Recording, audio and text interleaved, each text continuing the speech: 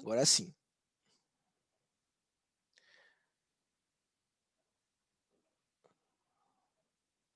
Então, como eu estava dizendo, né, o planeta gira nessa órbita elíptica, sendo que ele está mais afastado ao Sol, chamado de afélio, cuja velocidade é menor e ele pode estar mais próximo ao Sol, né, que no caso seria o periélio, né? Ó. Então, ele vai girando, né? Chega na região mais próxima ao Sol, é chamado de periélio, cuja velocidade é maior, tá bom? Ali no próximo slide vai mostrar para vocês algumas velocidades, né? 29,3 km por segundo no afélio e no periélio, né? Que realmente deve ser maior, não é muito maior, mas dá para ver que é um pouco maior. 30,2 km por segundo, ok? Aí aqui teria um simulador que eu já mostrei para vocês, né? Não vou mostrar nesse momento de novo. E aí as leis de Kepler, tá? Então vamos para a terceira lei de Kepler. Então qual que era a primeira lei? Só para relembrar. Vamos voltar no slide lá no início. Claro que voltar tem que ser no início, né? Então aqui, ó, nesse slide inicial, deixa eu voltar aqui só para você ver as três leis. Cadê? Aqui, ó. Então a primeira lei é a lei das órbitas elípticas, ou seja, realmente, né, o planeta Terra ou qualquer planeta gira numa órbita elíptica, o Sol fica no foco, né, sendo que você terá momentos próximos ou momentos afastados ao Sol. Então isso é a lei das órbitas elípticas. Aí temos a lei das áreas, que é a segunda lei, que diz que os planetas percorrem áreas iguais em tempos iguais, tá? Então, uma mesma área ele percorre no mesmo tempo. E também a lei dos períodos, que é justamente a terceira lei, que nós estaremos aprofundando agora, tá? Então, aqui vai mostrar para vocês de uma forma simplificada, né? Aqui as leis, a primeira lei, lei das órbitas, né? As órbitas dos planetas em torno do Sol são elipses, das quais ela ocupa, ou no caso o Sol, ocupa um dos focos. Aí a segunda lei, aqui essa atividade que eu tinha pedido para vocês, né? Ó, fazerem a elipse, medir de um foco até o outro, ó. Então pega do foco, vai até a circunferência, até a elipse, e da elipse até o segundo foco, você vai medir essa distância que eu chamei de A e B. E aí vai fazer a mesma coisa para baixo, medir a C e a D. E aí você vai perceber que a somatória delas são iguais, tá? Que é uma consequência da primeira lei. Aí a lei das áreas, um planeta em órbita ao redor do Sol percorre áreas iguais em tempos iguais, que seria a segunda lei. E aí tem um conceito aqui chamado de velocidade areolar, que é a velocidade com que as áreas são descritas, né? Então aqui você tem lá, ó, deixa eu colocar o slide cheio para você ver, ó. Então o planeta girando, ele percorre uma certa área, certo? E aí ele girando, ó, eu escolho mais um ponto de referência e um ponto final, que é a área 2. Então você tem que a velocidade areolar é a área percorrida pelo tempo que ele demorou. E aí a área areolar, você chega na expressãozinha da segunda lei, né, que a área 1 deve ser igual à área 2, pelo fato que devem ser iguais em ambas as áreas, o tempo deve ser igual, certo? Então você chega nessa expressãozinha. A área 1 percorrida sobre o tempo 1, que é a velocidade areolar 1, deve ser igual à velocidade areolar 2, ou seja, área 2 sobre tempo 2. Beleza? Então essa é a expressãozinha da segunda lei. E agora, né, nós havíamos feito, eu tinha gravado esse exercício de duas formas para vocês, né? Uma com uma interpretação errada, para você ver que é importante, e uma com a interpretação certa. Só para você lembrar, a interpretação certa aqui, né, seria a que demora o dobro do tempo, porque eu aumentei o dobro da área, consequentemente eu demoro o dobro do tempo. Depois você dá uma olhadinha nas aulas gravadas lá, tá? E aí vai mostrar agora para vocês a terceira lei. Então, a Félio, o Periélio, já mostrei, né? Agora vamos para a terceira lei, que é chamado de lei, desculpe, eu estou com uma tosse hoje, dos períodos ou lei harmônica.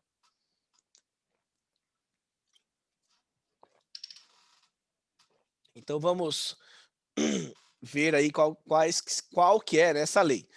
Então o quadrado, veja lá, o quadrado do período de revolução de um planeta, ao redor do Sol é diretamente proporcional ao cubo do raio médio da sua elipse orbital. Professor, não deu para entender nada. Bom, vamos representar isso na forma matemática. Então não esqueça só dos nomes, tá? Terceira lei de Kepler, lei dos períodos ou então lei harmônica. Já você vai entender por que que é harmônica. Por que que os planetas estão exatamente no local a qual eles deveriam estar, né? E posicionado estrategicamente. Isso é a prova, pessoal, de que Deus existe, né? Porque, como eu havia comentado para vocês, não existe uma menor possibilidade de tudo girar de forma harmônica se fosse um evento sem nexo, né? Como, por exemplo, o Big Bang. Eu parasse em lugares aleatórios dos planetas. Não é assim que acontece. Cada planeta está na sua posição que deveria estar. E a prova disso é justamente a lei harmônica, que você vai entender agora, tá? Então, só para você entender o conceito, raio médio, né? O que é o raio médio? Porque quando você tem uma circunferência, você tem o raio, né? Você sabe que você tem um raio. Então vamos colocar aqui, ó. Você tem uma circunferência, certo? Vou tentar desenhar aqui mesmo. Você tem a circunferência, aí você tem o ponto seco aqui, né? Onde você coloca, por exemplo, o compasso, né, a ponta seca do compasso, e a distância dessa ponta seca até a circunferência é chamado de raio. Em uma circunferência real, né, todos os raios que você pegar, eles sempre serão os mesmos, certo? Então eles terão os mesmos valores. E isso é a definição de circunferência para a matemática. E a elipse? Você achata essa circunferência. Por exemplo, nesse sentido. Você aplica uma força nessa circunferência. Então ela vai ficar com qual formato? Ela vai ficar meio achatadinha assim, ó, certo? E aqui você vai ter o foco e aqui você vai ter o foco. E aí o que seria o raio? Né, ó, o raio aqui são dois. Você vai ter, ó, a distância média, por exemplo, do Sol. Então eu vou pegar esse ponto aqui, ó, esse ponto aqui da minha elipse e vamos imaginar que o Sol esteja aqui. Então aqui, ó, você tem um raio, chamado de raio. Se eu pegar o outro aqui, ó, eu tenho outro raio, que não é o mesmo valor, porque a distância é a mesma. Se eu pegar um outro aqui, ó, não será o mesmo valor. Então, conforme o planeta vai andando, né, vai percorrendo essa órbita elíptica, o raio comparado com a distância ao Sol vai se modificando. Então, o que seria o raio médio? Então, o raio médio vai ser isso aqui, ó. Imagine que o planeta está fazendo essa órbita, o Sol está aqui, aí você vai ter, ó, esse raio, que seria o afélio, que é o raio maior, né? É a maior distância do planeta ao Sol, e você terá um outro para o outro lado, que é o periélio, que aí é o menor raio de todos. Chamar de R' isso aqui, e R duas linhas. E aí o que você vai fazer para achar o raio médio? Então o teu raio médio, alguns livros dizem que é simplesmente a, o maior valor do raio, né? Mas alguns outros dizem que é simplesmente uma média aritmética. Eu particularmente prefiro usar essa, tá? Ó, então você vai pegar o raio menor, que é o raio linha, mais o raio maior, que é o raio que eu chamei de duas linhas, dividido por 2. E aí você terá o seu raio médio. Então nada mais é do que a distância do afélio e do periélio, tá?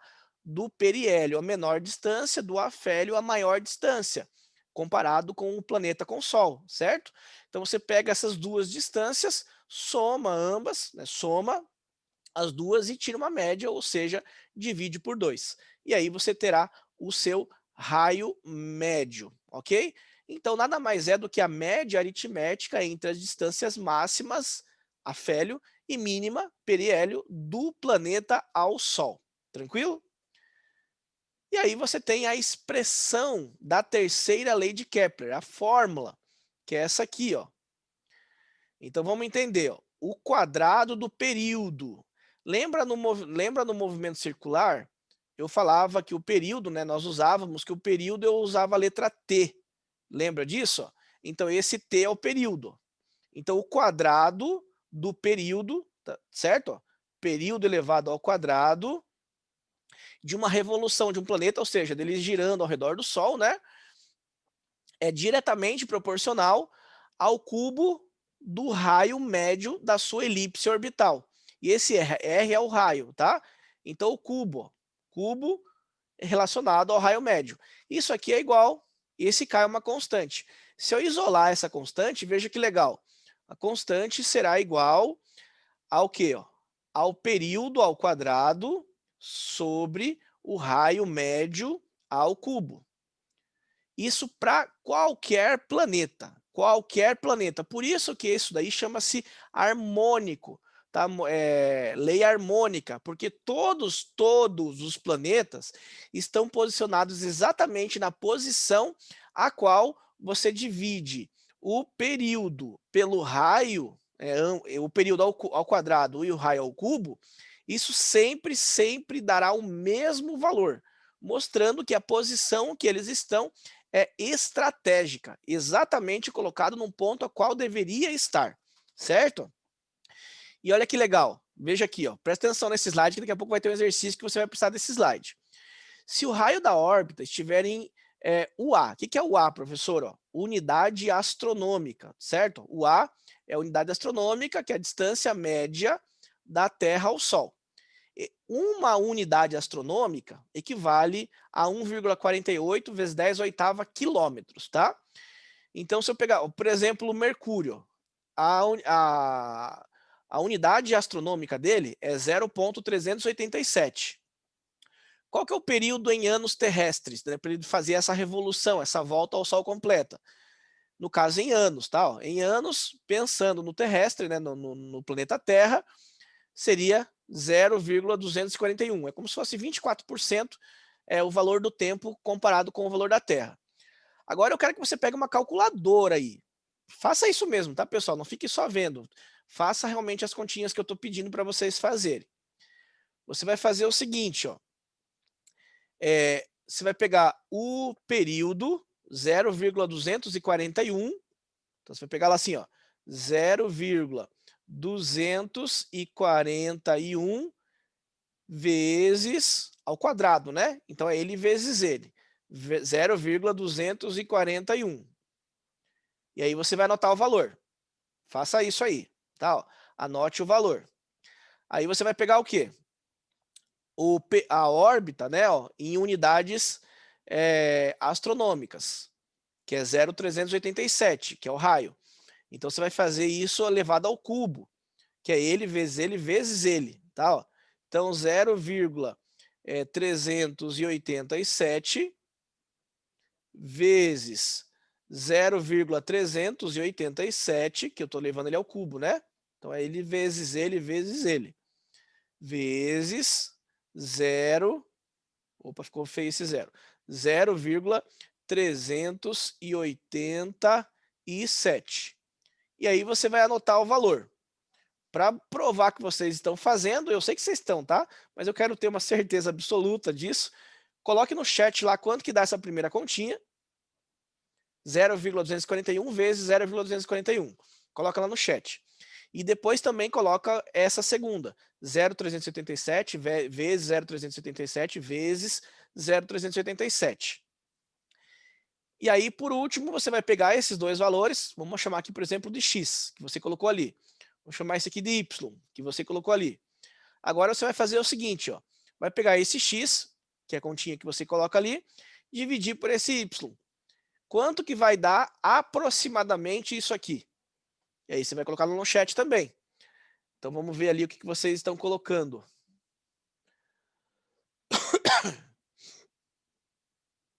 Deixa eu olhar o chat. Isso, a Ellen colocou ali, foi a primeira. 0,058 e 0,0 aproximadamente 57, 9, não sei o que aí. Arredonda para 0,058 ambos. Agora, divide esses valores. O primeiro divide pelo segundo. E olha que legal que você vai encontrar. Você vai encontrar quanto? 0,1, aproximadamente 1. Isso mesmo, que é esse valor aqui, ó. 1,002. Isso para Mercúrio. Esses dados, pessoal, são reais, tá? Não sou eu que estou falando, são cientistas que colocaram esses dados. Agora, se eu pegar para Vênus, que é um outro planeta, olha o período em unidades astronômicas dele, ó, 0,723. Olha o período em anos, 0,615. Se eu fizer a mesma continha, veja que vai dar aproximadamente o mesmo valor, vai dar 1 de novo. E se eu pegar a Terra, outro planeta, 1 dividido por 1, né? Que a Terra aqui é a minha referência, né? Então tem que ser tudo 1, ó. 1 dividido por 1 é 1. Agora, e se eu pegar Marte, outro planeta, que está a uma outra distância do Sol? Veja aqui, ó, o valor da órbita, né, ó, da unidade astronômica, dividido pelo tempo. Veja que dá 1 de novo. Olha que legal, pessoal, que interessante. Então, só um minutinho, que vai acabar a minha bateria aqui do meu computador. Eu vou pegar rapidinho ali o meu carregador, só um minutinho. Enquanto isso, ó, você vai analisando essa tabelinha aí. Veja os outros planetas.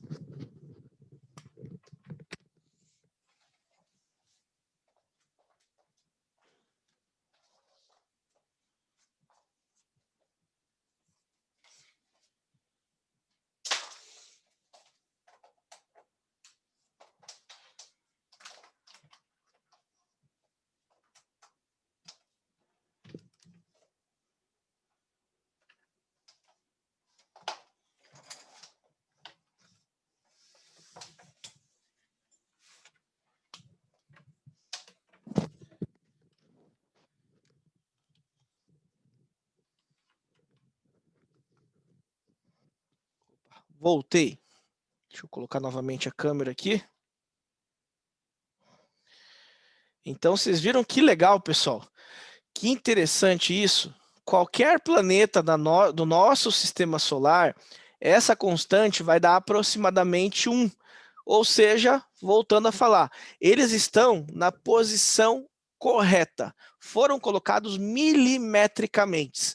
Milimetricamente. Ou seja, uma explosão, né, a probabilidade disso acontecer para todos os planetas seria aproximadamente zero. Claro, a probabilidade nunca é zero, pensando em matemática, estatística, né? Mas seria praticamente zero. Né?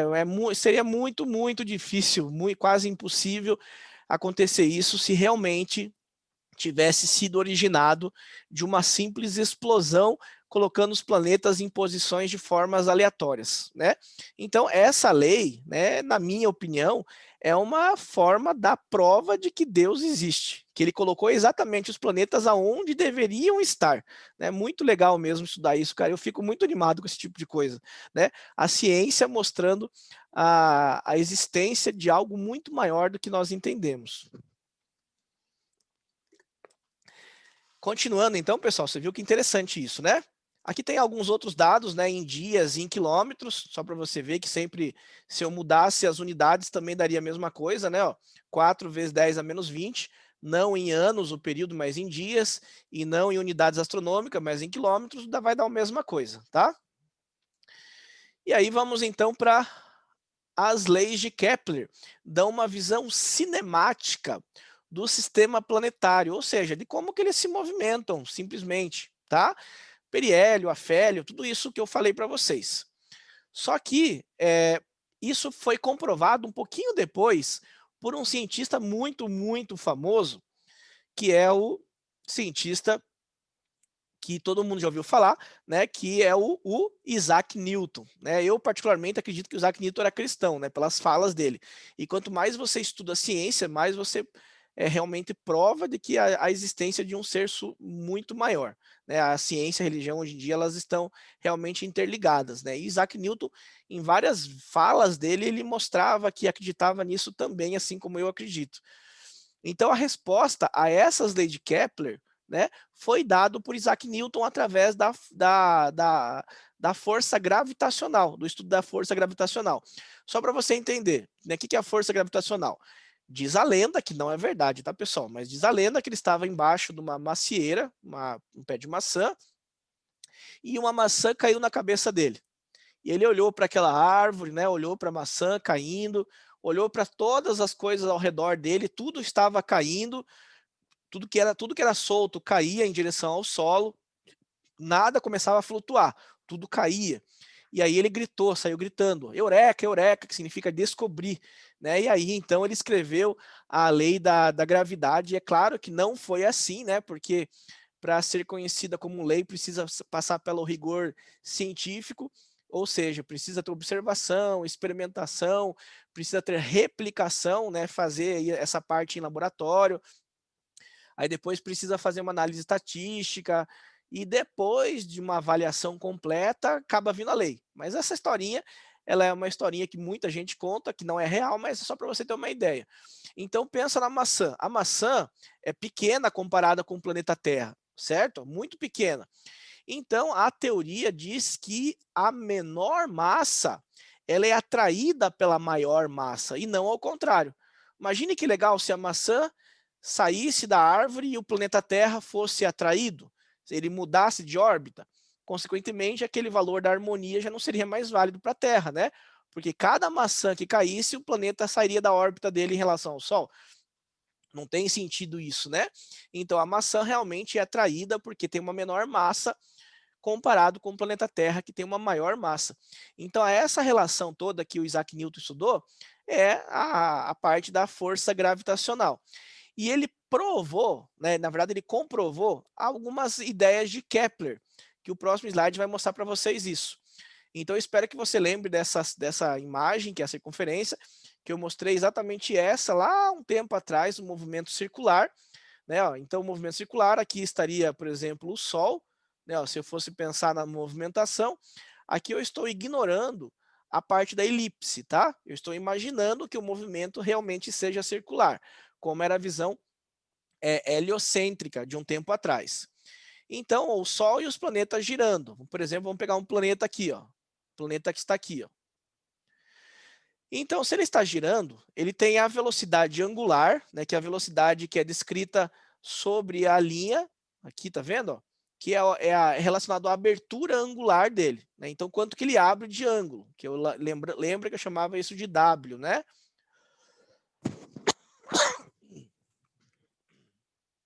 E existe a velocidade linear ou velocidade tangencial. Né? Caso eu cortasse, por exemplo, essa corda, né? Se eu pegar um pedaço de algum objeto e girar, essa corda que vai ter uma força de tração, ela vai ser justamente a responsável por esse objeto não sair voando, né? Então, se eu cortasse essa corda, ele estaria voando pela tangente. Então, é chamado aqui, ó, de velocidade linear ou tangencial. E a velocidade linear e tangencial também aparece aqui a aceleração que puxa para o centro dessa circunferência, que seria a aceleração centrípeta, certo? Que está aqui, ó. Então, algumas formulazinhas. Ó. A aceleração centrípeta é igual a v ao quadrado, velocidade linear ao quadrado, sobre o raio. Tá? O raio, lembra, é a distância que você tem aqui. Ó. Tranquilo? Ó? E tem a força centrípeta, é a força que está puxando esse objeto para o centro. Se eu amarrasse numa corda, seria, por exemplo, a força de tração. Tá? Então, a força centrípeta dá para você calcular por massa do objeto vezes a aceleração centrípeta. Então, vejam, a aceleração centrípeta eu posso trocar por isso aqui, ó, certo? Simplesmente substituindo. Então, ficaria o que está aqui embaixo. Ó, massa vezes velocidade ao quadrado sobre R. E a força gravitacional, né, que puxa que puxa em si os corpos, né, a força gravitacional de uma forma geral, pode ser calculada pela seguinte forma: G maiúsculo vezes M maiúsculo vezes M minúsculo e R ao quadrado. O que é o G maiúsculo? É uma constante da gravitação universal, que tem esse valor, 6,67 vezes 10 a menos 11 Newton vezes metro ao quadrado sobre quilograma ao quadrado. O que é o M maiúsculo? É a massa do Sol. 1,989 1 bilhão 989 mil e 1030 quilogramas, né? Esse valor aqui em quilogramas, certo? Se eu pegar essas duas aqui, esse M é a massa do planeta que está orbitando, tá? Planeta grande, massa maior, planeta pequeno, massa menor. E aqui então, ó, é a massa do planeta e esse R é a distância média, o raio médio do planeta até o Sol, certo? Igualando esses dois, veja aqui, ó, força centrípeta igual a força gravitacional. Igualando ambos, ó, vamos ver o que nós teríamos aqui, ó. Força centrípeta, peguei a força, coloquei aqui embaixo, ó. Força gravitacional, peguei e coloquei aqui embaixo, igualei. Lembra que a velocidade linear pelo movimento circular é 2 vezes π, que é o 3,14, né? Vezes o raio dividido pelo período. Então, ó, vou substituir aqui, ó, bem na velocidade linear. Substituindo, ó, vai ficar o quê? Vamos fazer aqui em cima. M, aí ao quadrado, 2 π r sobre período, certo? Isso aqui ao quadrado sobre o r que está aqui embaixo, certo? Então esse quadrado vai para todo mundo, né? 2 ao quadrado fica 4. Então aqui vai ficar, ó, m 4 π ao quadrado, r ao quadrado, levando ao quadrado para todo mundo, sobre período ao quadrado. Isso aqui é sobre r, certo? É isso que está sendo mostrado aqui, ó. 4πr, r ao quadrado, t ao quadrado, r. E aí o que vai acontecer aqui, ó? Aqui é sobre 1, né? Então eu mantenho a primeira fração, ó, tudo matemático. Inverto a segunda, você vai chegar nisso aqui, ó. Beleza? E isso é igual a gmr ao quadrado, né? Que seria, no caso, a força gravitacional. Aqui ele cortou, ó, o m com m, tá vendo? M minúsculo dos dois lados corta. Então fica gmr ao quadrado. E aí, pegando isso aqui, ó, vamos chegar na nossa igualdade. Então aqui você vai ter, ó, 4πr ao quadrado também, né? Ó, π ao quadrado, r ao quadrado, sobre t ao quadrado, r. Professor, não estou entendendo nada. Calma que eu estou pensando como se fosse Newton, né? Chegando na expressão dele. Gm sobre r ao quadrado. O que eu vou fazer aqui? Ó? Lembra que a formulazinha que nós acabamos de ver é t ao quadrado sobre r ao cubo? Então vamos tentar fazer isso. Ó. T ao quadrado vai para cá. Ó. Então vou passar o t ao quadrado para a minha direita. Ó. Então vai ficar, ó, t ao quadrado, certo? Vamos para cruzado, certo? Para ficar mais fácil para você entender. Então t ao quadrado, g, m, r, e aqui vai ficar 4π ao quadrado, r ao quadrado, vezes r ao quadrado, vai dar r à quarta, né? Então aqui vai ficar 4π ao quadrado, r elevado à quarta. Aí lembra, aqui elevado à quarta e o r aqui, ó, você pode cortar. Ó, o r, e aqui você corta, que vai ficar 1/3. Aqui você simplesmente subtrai os dois, né? E aí esse r ao cubo eu vou passar dividindo. Então vai ficar o quê? Ó?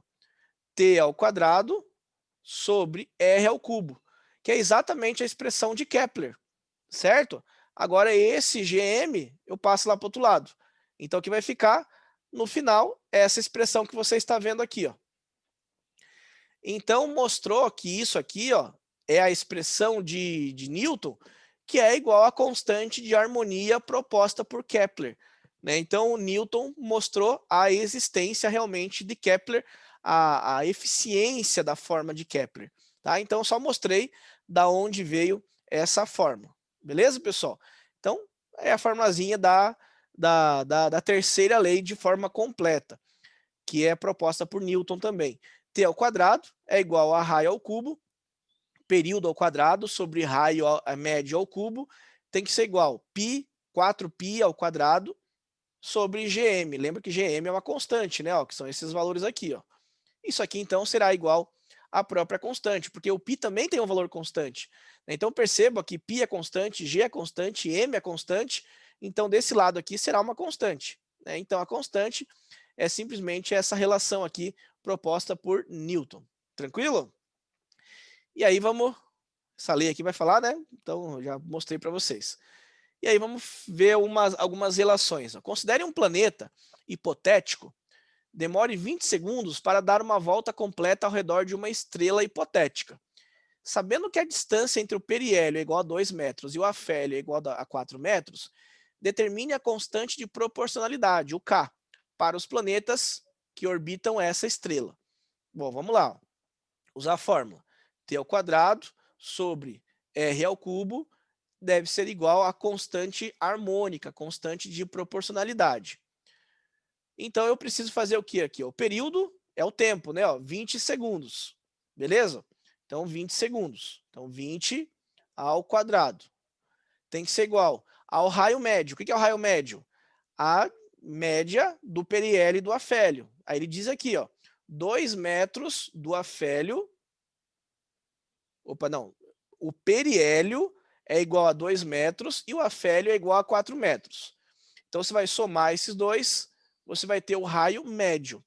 Então, o raio médio será 4 mais 2 dividido por 2. Ou seja, não vai me cortar o 2 com 2 aqui, tá? Que aqui é uma soma. Então, 4 mais 2, 6. 6 dividido por 2, 3 metros. Então, isso aqui é o nosso raio médio, que nós colocamos aqui, 3 ao cubo. Beleza? Agora é só sair fazendo continha aqui, né? 20 ao quadrado é 20 vezes 20. 3 ao cubo é 3 vezes 3 vezes 3. Então, quanto que vai dar isso aqui? 20 vezes 20, né? 2 vezes 2, 4. Então, aqui vai dar igual a 400, né? Daí faz as continhas lá. Eu vou puxar para vocês aqui, o PowerPoint para a gente fazer junto as continhas, na calculadora. Opa, não dá mais tempo, né?